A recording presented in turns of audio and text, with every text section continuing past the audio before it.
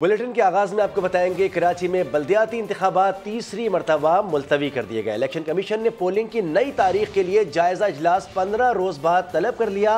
NA 45 Khurram में मुलतवी किया गया ज़िमनी इलेक्शन 30 अक्टूबर को कराने का ऐलान किया गया है। इलेक्शन कमीशन के फैसलों की तफसीलात बता रहे हैं इस्लामाबाद से जुल्करनैन इकबाल अपनी इस रिपोर्ट में। पहले बारिशें फिर सैलाब और अब सिक्योरिटी एहलकारों की अदम फराहमी कराची में मकामी हुकूमत की तश्कील के आड़े आ गई। इलेक्शन कमीशन ने शहर कायद में बल्दियाती इंतखाबात तीसरी मरतबा मुलतवी कर दिए। तावील ये पेश की कि सिंध हुकूमत से 16,786 सिक्योरिटी एहलकार नहीं मिल सके। सूबाई हुकूमत ने वफाक से रेंजर्स और फौज तलब करने का कहा था। जवाब मिला कि फौज और नीम फौजी दस्ते सिर्फ क्विक रिस्पांस फोर्स के तौर पर दस्तयाब हैं। इलेक्शन कमीशन के मुताबिक कराची में ज्यादातर पोलिंग स्टेशन इंतहाई हसास नौयत के हैं, जहां रेंजर्स और फौज के बगैर इंतखाबात कराना मुमकिन नहीं। वोटर्स के तहफ़्फ़ुज़ और इंतखाबात के पुरअमन इनेकाद पर समझौता नहीं किया जा सकता। इलेक्शन कमीशन का कहना है सिक्योरिटी एहलकारों की अदम दस्तयाबी के बायस इंतखाबात मुलतवी करने के सिवा कोई चारा नहीं था। 15 दिन बाद सिक्योरिटी इदारों से राय लेकर नई तारीख के ऐलान पर गौर होगा। कमीशन ने फैसला किया कि NA 45 खुर्रम में मुलतवी होने वाला ज़िमनी इंतखाब 30 अक्टूबर को होगा। जुल्करनैन इकबाल, समा, इस्लामाबाद। हाफिज नईमुर रहमान ने बल्दियाती इलेक्शन मुलतवी करने को कराची और जमहूरियत दुश्मनी करार दे दिया। उन्होंने चीफ इलेक्शन कमिश्नर के इस्तीफे का मुतालबा कर दिया। कराची में न्यूज़ कॉन्फ्रेंस के दौरान अमीर जमात इस्लामी कराची ने कहा कि वो इलेक्शन के इल्तिवा के फैसले के खिलाफ सुप्रीम कोर्ट भी जाएंगे। ये कराची दुश्मनी है, अवाम दुश्मनी है, जमहूरियत दुश्मनी है। ये इख्तियार आईने पाकिस्तान चीफ इलेक्शन कमिश्नर और इलेक्शन कमीशन ऑफ पाकिस्तान को देता है। किसी भी इदारे को इलेक्शन के इनेकाद के लिए इस्तेमाल कर सकते हैं। जब 4-5 दिन इलेक्शन में रह जाते हैं तो आप किसी भी सबब से आप सहूलतकार बन जाते हैं सिंध हुकूमत के, पीपल्स पार्टी के। आपको तो इस्तीफा दे देना चाहिए। तीसरी मरतबा आपने ये हरकत की है। सुप्रीम कोर्ट जा रहे हैं, ये भागेंगे, हम इनके पीछे पीछे जाएंगे इंशाल्लाह, इंतखाब कराएंगे इंशाल्लाह। इस वक्त इस शहर कराची का कोई है? आप ये देखें सड़कें इसकी टूटी हुई हैं। अब इन सड़कों की पैचवर्किंग के नाम पर 15 अरब रुपए 14 अरब रुपए का इन्होंने एक हिसाब बना लिया। इनकी हवस ही खत्म नहीं होती। इनके टैंकों से जो है वो डॉलर बरामद होते हैं, लेकिन ये फिर भी आवाम को लूटने का काम जारी रखते हैं। इन्हें फिर डुबोना है, इन्हें फिर गड्ढे बनाने हैं, इन्हें फिर बारिशों के अंदर हमें बर्बाद करना है। इसलिए ये बल्दियाती इंतखाब नहीं चाहते। वज़ीर इत्तलात शर्जील मेमन ने अपोजिशन जमातों के इल्ज़ामात को मुस्तरद कर दिया। कहते हैं PP कभी भी इलेक्शन के लिए तैयार है। मलीर के ज़िमनी इंतखाबात में अपनी मकबूलियत साबित कर चुके हैं। MKM के ख्वाजा इजहारुल हसन कहते हैं कि इलेक्शन कमीशन ने हक़ाइक़ को सामने रखकर फैसला किया। उन्होंने दावा किया कि इलेक्शन की ख्वाहिशमंद जमातों को कराची वालों का एहसास नहीं है। इलेक्शन से फरार के इल्जामात दुरुस्त नहीं। शर्जील मेमन ने अपोजिशन जमातों को जवाब दे दिया। कहते हैं इलेक्शन कमीशन को 2 मरहलों में इंतखाब की तजवीज दी और वफाक से इंतखाबात के लिए नफरी मांगी थी। सैलाब की सूरत में सिंध भर से पुलिस के एहलकार यहाँ नहीं मंगाए जा सकते। कराची में गुजारिश की थी इलेक्शन कमीशन से और फेडरल गवर्नमेंट से कि हमें इजाफी एहलकार 15,000 एहलकार हमें फेडरल गवर्नमेंट प्रोवाइड करे। फेडरल गवर्नमेंट ने भी सिंध पुलिस मांगी है, उनको भी हमने कमिटमेंट कर चुके थे कि हम आपको सिंध पुलिस देंगे। पाकिस्तान पीपल्स पार्टी हर वक्त इलेक्शन में तैयार थी। तारीखी शिकस्त दी है PTI को। सिंध की सबसे बड़ी जमात है और कराची की सबसे बड़ी जमात पाकिस्तान पीपल्स पार्टी है। मुत्तहिदा रहनुमा ख्वाजा इजहान ने फैसले पर इत्मीनान का इजहार किया। इलेक्शन कमीशन ने ये फैसला किया है, ये हकाइक की रोशनी में किया है। अफसोस की बात यह है कि तमाम जमातें इलेक्शन में जीतने के लिए हिस्सा ले रही हैं। कराची वालों के मफाद का इन जमातों को कोई एहसास नहीं। निजाम में इख्तियार नहीं है, मगर एक हवस और एक लालच के तहत ये चाहते हैं कि इंतखाबात हो जाएं, चाहे कराची का मफाद भाड़ में जाए। PSP रहनुमा अरशद वोहरा ने पीपल्स पार्टी और मुत्तहिदा पर इलेक्शन से फरार का इल्जाम लगा दिया। चाहते ही नहीं है कि किसी भी तरह जो है इख्तियारात को निचली सतह तक मुंतकिल किया जाए। ये 2 साल पहले ही डिले हैं। अवामी नुमाइंदों को, हकीकी अवामी नुमाइंदों को मौका मिल नहीं रहा है। लोग जो है अपने इलाके के लोगों को मुंतखब नहीं कर पा रहे हैं। अरशद वोहरा ने अपने हुकूक के लिए आवाम से घरों से बाहर आने की अपील भी की। कराची के शहरियों ने मुसलसल तीसरी बार बल्दियाती इलेक्शन के इल्तिवा को मुस्तरद कर दिया। शहर के मसाइल से परेशान हाल लोगों ने फैसले पर तनकीद करते हुए कहा कि पीपल्स पार्टी इंतखाबात से राह फरार इख्तियार कर रही है। जो बार बार जो मुलतवी कर रही है सिंध गवर्नमेंट कराची के साथ ज़्यादती कर रही है। बिल्कुल ज़्यादती की जो है ना हम आवाम उसकी मुखालफत करते हैं और ये नहीं होना चाहिए। बिल्कुल ये लोग भाग रहे हैं इलेक्शन से, ये चाह रहे हैं टाइम और बढ़े, जितना समेट सकते हैं समेट लें, लेकिन उनको पता है फिर यहाँ से भागना है। सिंध हुकूमत कोई ऐसा काम नहीं कर रही है आवाम के लिए कि कुछ नज़र आए। असल में क्या है कि सिंध गवर्नमेंट बचना चाहती है बहाना करके। सिंध में कोई काम नहीं किया उन्होंने पीपल्स पार्टी ने। अब उनका यही मसला है कि किसी भी तरीके से इलेक्शन मुलतवी हो जाए, हमारा जो है काम आगे चल जाए, यही इशू है। चाहे इलेक्शन हो जाए या इलेक्शन ना हो, यहाँ तो सदा हालात एक जैसे ही रहते हैं भाई। वही गलियाँ टूटी रहती हैं, वैसे या वैसे ही रहता है। वज़ीर आला सिंध मुराद अली शाह ने बल्दियाती तरमीमी मुसव्वदा मंजूर कर लिया है। तरमीम बल्दियाती ऑर्डिनेंस के जरिए नाफिज होंगी। सिंध बल्दियाती बिल की तरमीम फौरी तौर पर नाफिज करने के लिए ऑर्डिनेंस भेजने का फैसला कर लिया गया है। मुजव्वज़ा तरमीम के मुताबिक कराची का मेयर शहर की डेवलपमेंट अथॉरिटी का चेयरमैन होगा। इसी तरह हैदराबाद, सक्कर और लाड़काना के मेयर इन शहरों की डेवलपमेंट अथॉरिटीज़ के चेयरमैन होंगे। बिल में मजीद तरमीम करके मुसव्वदा असम्बली से मंजूर कराया जाएगा। PTI रहनुमा खुर्रमशेर जमान ने बल्दियाती इलेक्शन के इल्तिवा के खिलाफ सुप्रीम कोर्ट जाने का ऐलान कर दिया है। कराची में न्यूज़ कॉन्फ्रेंस के दौरान खुर्रमशेर जमान ने कहा कि चीफ जस्टिस अपने अहकामात की खिलाफ वर्जी पर पीपल्स पार्टी और इलेक्शन कमीशन को तौहीन अदालत का नोटिस दें। बहुत अच्छे तरीके से जानते थे पाकिस्तान पीपल्स पार्टी ख़ास तौर पे और MQM मजबूर कौमी मूवमेंट कि ये अगर इलेक्शंस कराची में हो गए तो इमरान खान ने इनकी सियासत के ताबूत के अंदर एक आखिरी कील ठोक देना है। चीफ जस्टिस ऑफ पाकिस्तान से हाथ जोड़कर चीफ जस्टिस साहब आपसे गुजारिश कर रहा हूँ, ये तौहीन अदालत है, इनके खिलाफ तौहीन अदालत का केस चलना चाहिए। इलेक्शन कमीशन के खिलाफ, पाकिस्तान पीपल्स पार्टी के खिलाफ तहरीक इंसाफ एक दफ़ा वापस अदालत जाएगी कि आप अपनी निगरानी के अंदर अपने अहकामात की बुनियाद के ऊपर आर्टिकल 140A के तहत जो अमेंडमेंट्स हैं वो भी करवाएं, ये बल्दियाती इलेक्शंस फौरी तौर पे कराएं। कोर कमांडर्स कॉन्फ्रेंस का पाकिस्तान के जौहरी असासों के हिफाजती इंतजामात पर मुकम्मल इत्मीनान का इजहार। बताया गया कि बतौर जिम्मेदार जौहरी रियासत पाकिस्तान का जौहरी सलामती निज़ाम मजबूत है और जौहरी सलामती के लिए इकदामात आलमी मयार के ऐन मुताबिक हैं। अस्करी क़यादत ने मुल्की दिफा के लिए पाक फौज के गैर मुतज़लज़ल अज़्म का इयादा भी किया। इस्लामाबाद से रिपोर्ट कर रही हैं सुमेरा खान। सिपा सालार की ज़ेर-ए-सदारत 252वीं कोर कमांडर कॉन्फ्रेंस। अस्करी क़यादत ने मुल्क की जौहरी असासों के कमांड एंड कंट्रोल स्ट्रक्चर पर मुकम्मल एतमाद का इजहार किया। स्ट्रेटेजिक असासों के सिक्योरिटी इंतजामात भी इत्मीनान बख्श करार। फोरम को बताया गया कि बतौर जिम्मेदार जौहरी कुव्वत पाकिस्तान ने जौहरी असासों की हिफाजत के लिए बेहतरीन आलमी मयार के मुताबिक तमाम मतलूबा इक़दामात कर रखे हैं। इजलास में मुल्क की मजमूई अंदरूनी और बैरूनी सिक्योरिटी सूरत हाल और पाक फौज की ऑपरेशनल तैयारियों का जायजा लिया गया। शुरका को सैलाब ज़दा इलाकों में रिलीफ और बहाली के लिए सिविल इंतजामिया की मदद से आगाह किया गया। कोर कमांडर्स ने सैलाब के बाद सिंध और बलूचिस्तान की सूरत हाल पर तफसीली गौर किया। Army chief general Qamar Javed Bajwa ने सैलाब ज़दगान के रिलीफ के लिए पाक फौज की कोशिशों को सराहा। फॉर्मेशंस की ऑपरेशनल तैयारियां तसल्ली बख्श करार दी। अस्करी क़यादत ने तमाम चैलेंजेस और खतरात के खिलाफ मुल्क की दिफा के लिए पाक फौज के गैर मुतज़लज़ल अज़्म का इयादा भी किया। तज्ज़ियाकारों का कहना है अमरीकी सदर ने गैर जिम्मेदाराना बयान दिया।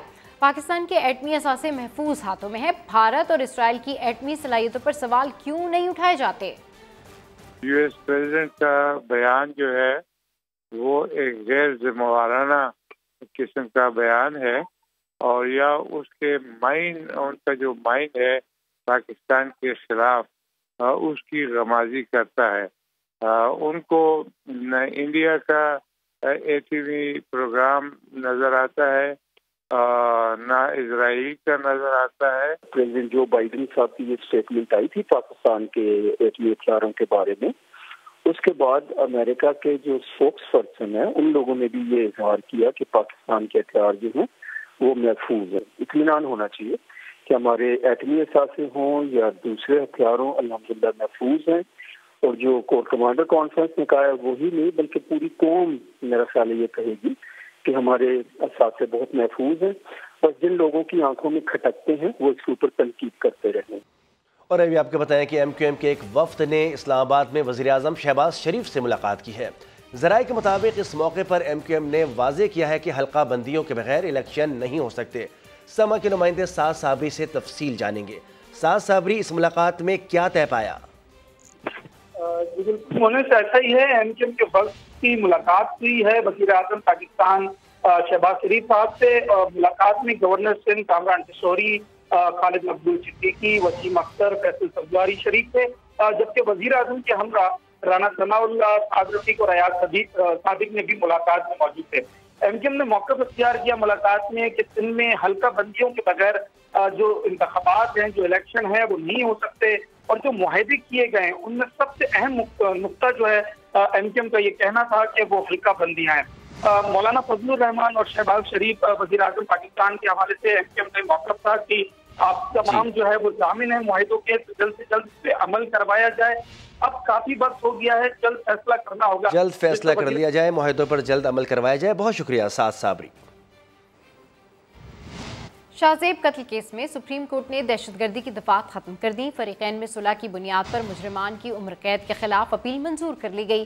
शाहरुख जतोई और साथियों को 10 साल बाद रिहाई मिल गई। मुजरिमान के वकील लतीफ खोसा के मुताबिक इंसाफ का बोल बाला हो गया। इस्लामाबाद से रिपोर्ट कर रहे हैं जुल्करनैन इकबाल। सुप्रीम कोर्ट ने शाहजेब कत्ल केस में शाहरुख जतोई और दीगर साथियों की उम्र कैद के खिलाफ अपील मंजूर कर ली। बरियत का हुक्म जारी। केस की समाअत जस्टिस एजाजुल हसन की सरबराही में 3 रुकनी बेंच ने की। शाहरुख और साथियों के वकील लतीफ खोसा ने दलाइल दिए कि कत्ल के वाकया को दहशतगर्दी का रंग दिया गया। उनके मौक्कलीन का दहशत फैलाने का कोई इरादा नहीं था। फरीकैन का पहले ही राजीनामा हो चुका। लतीफ खोसा ने कहा, कत्ल के वक्त शाहरुख की उम्र 18 साल थी। अब इसे इस्लाह का मौका मिलना चाहिए। मुझे कोई ये कहना की जरूरत ही नहीं है कि वो मुलव्वस था या नहीं था, जिनको सुलह हो गई। इंसाफ का बोल बाला हुआ है। शाहजेब को डिफेंस कराची में 25 दिसंबर 2012 को कत्ल किया गया। जून 2013 को इंसदादे दहशतगर्दी अदालत से शाहरुख जतोई और नवाब सिराज तालपुर को सजाए मौत और दीगर 2 मुलजमान को उम्र कैद की सजा सुनाई गई। 13 मई 2019 को सिंध हाई कोर्ट ने सजा उम्र कैद में बदल दी, जिसके खिलाफ सुप्रीम कोर्ट में अपील की गई थी। शाहजेब कत्ल केस का फैसला सुलहनामे के बाइस तब्दील हो गया। ऐसे ही कुछ मुकदमात माजी करीब में सामने आ चुके हैं। इन मुकदमात पर एक नजर डालते हैं इस रिपोर्ट में। नादिम जोखियो कत्ल केस में फरीकैन में चंद हफ्तों कबल सुलह हुई। इस केस में पीपल्स पार्टी के रुकन सिंध असम्बली जाम उवैस समेत 6 अफराद मुल्जिमान थे। ताहम नादिम जोखियो के वरासा ने अदालत में हल्फनामा जमा कराया, जिसमें कहा गया मुल्जिमान से मफाहमत कर ली है, केस खत्म करने पर हमें कोई एतराज नहीं। नादिम जोखियो को 3 नवंबर 2021 को जिला मलिक कराची में कत्ल किया गया था। इंतजार हुसैन कत्ल केस पर फैसला भी हाल ही में सामने आया। सिंध हाई कोर्ट ने तारिक महमूद, तारिक रहीम, अजहर समेत 6 मुल्जिमान बरी किए। 2 की सजाए मौत उम्र कैद में बदल दी गई। दहशतगर्दी की दफात खत्म की गयी। उम्र कैद मुल्जिमान पर 10-10 लाख जुर्माने आयद किए गए। 13 जनवरी 2018 को इंतजार हुसैन डिफेंस में पुलिस की गोलियों का निशाना बने थे। जैन कत्ल केस 2015 का है कि जब लाहौर इंसदादे दहशतगर्दी अदालत ने मुल्जिम मुस्तफ़ा कांजू को 4 साथियों समेत बरी किया था। केस के गवाहान ने पुलिस को दिए गए बयान से इन्हिराफ किया था। मुल्जिमान को पहचानने से इनकार कर दिया था। साबिक वज़ीर मुमलिकत सिद्दीक कांजू के बेटे मुस्तफ़ा कांजू और उनके दोस्तों पर इल्ज़ाम था कि गाड़ी की टक्कर के झगड़े पर लाहौर के कैवलरी ग्राउंड में 16 साल के तालिब इल्म जैन को कत्ल कर दिया था। और ट्रैफिक सार्जेंट अताउल्लाह की हलाकत के मुकदमे में बलूचिस्तान असम्बली के साबिक रुकन मजीद खान अचकदई को बरी किया गया। मॉडल कोर्ट ने ये फैसला अदम सबूतों की बुनियाद पर किया। 2017 में GPO चौक पर ट्रैफिक कंट्रोल के दौरान सफ़ेद रंग की लैंड क्रूजर ने सार्जेंट अताउल्लाह को टक्कर मार दी थी, जो जानलेवा साबित हुई थी। वज़ीर आज़म शहबाज शरीफ की ज़रिए सदारत वफाकी काबीना इजलास का एलामिया जारी किया गया है, जिसमें फैसला किया गया है कि जल्द इस्लामाबाद में वस्त एशियाई रियासतों का सरबराही इजलास होगा। बिजली की तकसीम कार कंपनीज में बदउनवान अफसरान की फहरिस्त मुरतब करने की हिदायत भी कर दी गई है। मज़ीद तफसीलात जानते हैं इस्लामाबाद में सभा के नुमाइंदा ख़ुसूसी उस्मान खान से। उस्मान, एलामिया में मज़ीद क्या कहा गया है?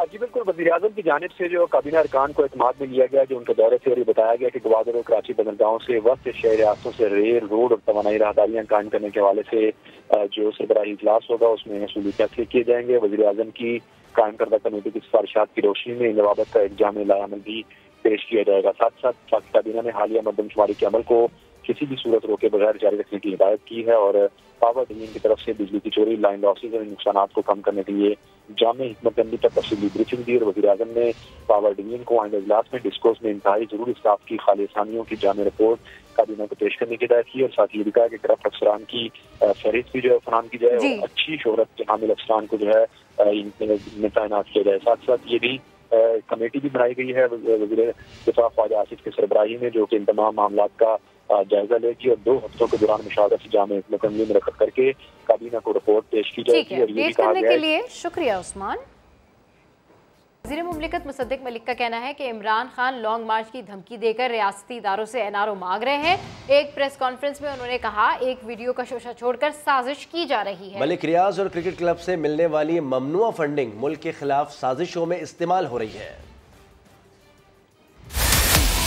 कोई वीडियो जो नेटफ्लिक्स के नाम से मंसूब करके व्हाट्सएप पे चलाई जा रही है, जिसका नेटफ्लिक्स ने लिख पढ़त के जवाब दे दिया कि हमारा इससे कोई ताल्लुक नहीं, जो PMLN के खिलाफ है, PMLN की क़यादत के खिलाफ है, मुल्क के खिलाफ है, वो जिसके नाम से मंसूब करके चलाई जा रही है, जब वो कह रहे हैं कि हमारा इससे कुछ ताल्लुक नहीं, तो सवाल ये पैदा होता है फिर किसका ताल्लुक है। डेविड फेंटन जो है उसको बाबाए एंटी न्यूक्लियर प्रोग्राम कहा जाता है अमेरिका में। आज तक PTI ने नहीं कहा कि हमने डेविड फेंटन को अमेरिका में हायर नहीं किया। यानी पाकिस्तान की जौहरी तवानाई के खिलाफ जो प्लान है, जो प्रोग्राम है अमेरिका में, उसका जो बाप है वो डेविड फेंटन है। सीक्रेट फंडिंग आपको नजर आती है कि फंडिंग जा कहां रही है। मलिक रियाज साहब के पैसे हों, चाहे वो आरिफ नकवी साहब के पैसे हों, चाहे वो किसी क्रिकेट क्लब के पैसे हों, ये हैं वो साजिशें जिनमें ये पैसे डाले जा रहे हैं। ये जो कह रहे हैं कि हम लेकर आ रहे हैं यहाँ पे मार्च, ये मार्च किसके खिलाफ लेकर आ रहे हैं? अलल ऐलान कह रहे हैं कि हम गेट नंबर 4 पे चढ़ेंगे, ये इदारों के खिलाफ। NRO मांग रहे हैं इदारों से। सियासत को सियासत के डब्बे में रहने दें, सियासत को रियासत के डब्बे में मत लेकर आए। वफाकी वज़ीर इत्तलात मरियम औरंगज़ेब का कहना है कि इमरान खान मुल्क की सालमियत के लिए खतरा है। नून लीग की रहनुमा उस्मा बुखारी ने दावा किया है कि इमरान खान लॉन्ग मार्च नहीं करेंगे। इमरान खान लॉन्ग मार्च के लिए जमानत चाहते हैं जो उन्हें नहीं मिलेगी। मरियम औरंगजेब ने इमरान खान को मुल्क की सालमियत के लिए खतरा करार दे दिया। ट्वीट किया, फॉरेन फंडेड फितने ने मुल्क के खिलाफ 4 साल साजिश की, अब इदारों के पीछे पड़ा है। 4 साल फॉरेन फंडेड फितने का पांव अवाम की गर्दन पे रहा और जीना मुश्किल हो गया था। अवाम अब इस फॉरेन फंडेड साजिशी टोले से आजादी चाहते हैं। दूसरी तरफ नून लीग पंजाब की तर्जुमान उस्मा बुखारी ने भी बड़ा दावा कर दिया। बोली PTI का लॉन्ग मार्च नहीं होगा। लिख लीजिए कि लॉन्ग मार्च नहीं होगा। उसकी वजह क्या है? उसकी वजह यह है कि ये फिर पीछे देख रहा है। मुझे कोई गारंटी दे दे तो मैं निकल आऊं। गारंटी इसको मिलेगी नहीं और ये लॉन्ग मार्च कर नहीं सकता, क्योंकि अगर गारंटी के बगैर लॉन्ग मार्च करने आएगा तो ये जानता है कि हकीम राना सनाउल्लाह इसका करेंगे क्या। उस्मा बुखारी का कहना था कि इमरान खान गैर जमहूरी और आईनो कानून से मावरा लीडर है। चेयरमैन PTI को मशवरा दिया कि जनरल इलेक्शन में तमाम हलकों से खुद ही इलेक्शन लड़ लें। रावी अर्बन डेवलपमेंट अथॉरिटी ने अदालती अहकामात हवा में उड़ा दिए। ग्रीन लैंड पर तामीराती मंसूबे शुरू कर दिए। मुतनाज़ा चहार बाग हाउसिंग प्रोजेक्ट में करोड़ों रुपए के लग्जरी अपार्टमेंट्स की बुकिंग शुरू कर दी। फातिमा शिराजी की रिपोर्ट।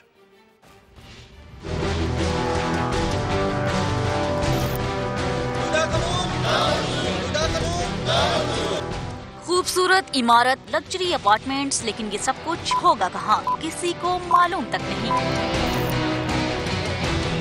रूडा ने अपने मुजवजा मुताज़िर रिहायशी मंसूबे चहार बाग में अहाता आलमगीर के नाम से कसीरुल मंजिला टावर की तशहीरी मुहिम शुरू कर दी। दुकानें, दफातर और लग्जरी अपार्टमेंट्स की पुरफरेब तस्वीर से लोगों को सरमायाकारी के लिए राग़िब किया जा रहा है, मगर ये हवाई किला होगा कहाँ,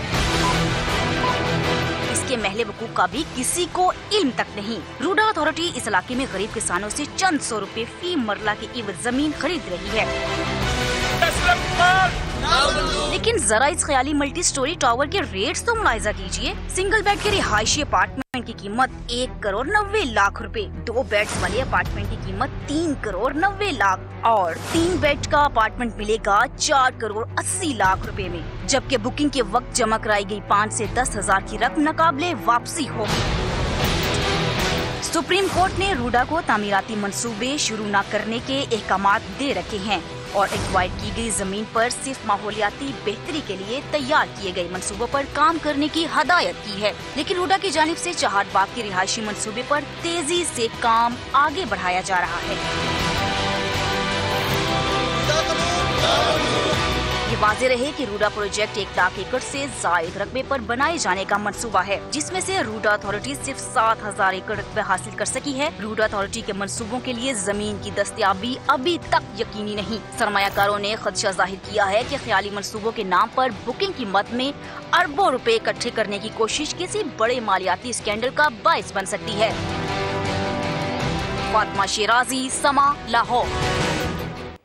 बैरून मुल्क पाकिस्तानी कैदियों की तादाद में इजाफा हुआ है। सरकारी दस्तावेजात के इंकशाफ के मुताबिक दुनिया के 40 ममालिक में 12,000 से ज्यादा पाकिस्तानी शहरी कैद हैं।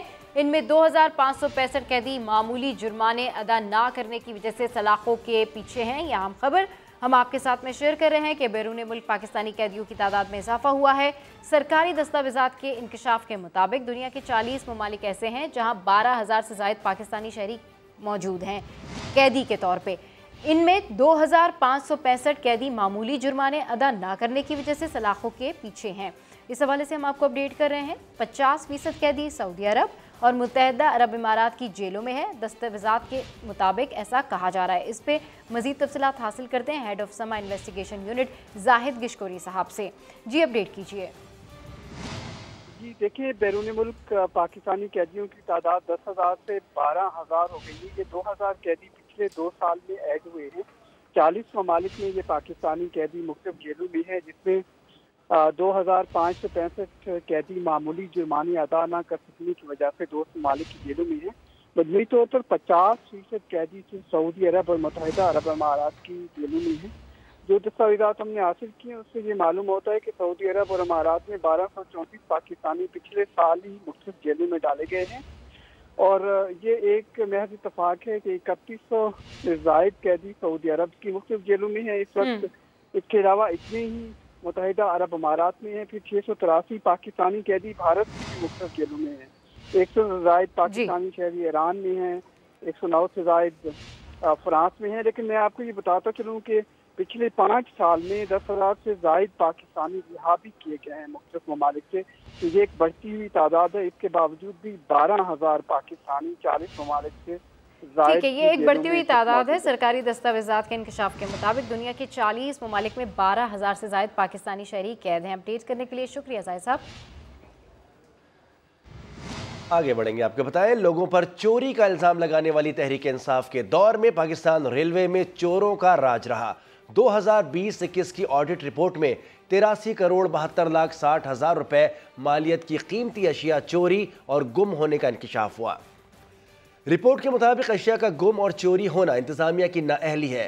ऑडिट रिपोर्ट में सिफारिश की गई है कि तहकीकात करके गफलत के मुर्तकिब किरदारों को तयन किया जाए और नुकसान महकमे के माली गोशवारों में दर्ज करके जिम्मेदारान से उनकी वसूली की जाए। नादरा ने देही इलाकों में खवातीन को विरासती हुकूक के हुसूल के लिए कौमी शनाख्ती मुहिम का आगाज कर दिया। मुहिम के तहत देही खवातीन के शनाख्ती कार्ड्स तरजीही बुनियादों पर बनाए जाएंगे। नादरा की जानिब से सिनफी इम्तियाज खत्म करो के उन्वान से मुहिम का आगाज किया गया है। इसके तहत नादरा की गाड़ियाँ छोटी तहसीलों के मुख्तलिफ इलाकों में मुतारिक होंगी।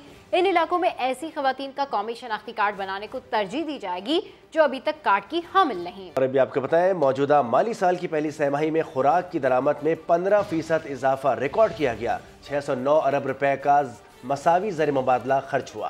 गंदुम की दरामद 3 गुना से जायद बढ़ी और 40 करोड़ 86 लाख डॉलर की गंदुम बैरून मुल्क से मंगवाई गई है। मौजूदा माली साल की पहली छमाही में खुराक की दरामद में 15% इजाफा रिकॉर्ड किया गया। 609 अरब रुपए की मसावी ज़र मुबादला खर्च हुआ। गंदुम की दरामद 3 गुना से जायद बढ़ी और 40 करोड़ 86 लाख डॉलर की गंदुम बैरून मुल्क से मंगवाई गई है। गंदुम की दरामद 3 गुना से जायद बढ़ी, 40 करोड़ 86 लाख डॉलर गंदुम मंगवाई गई। 1 अरब 13 करोड़ 57 लाख डॉलर का पाम ऑयल दरामद किया गया, जबकि 27.45% इजाफा हुआ। इदारा शुमारियात की रिपोर्ट ऐसा कहती है। खबरों में फिल वक्त इतना ही। ब्रेक के बाद हाजिर होंगे हेडलाइंस के साथ। देखते रहिए समा।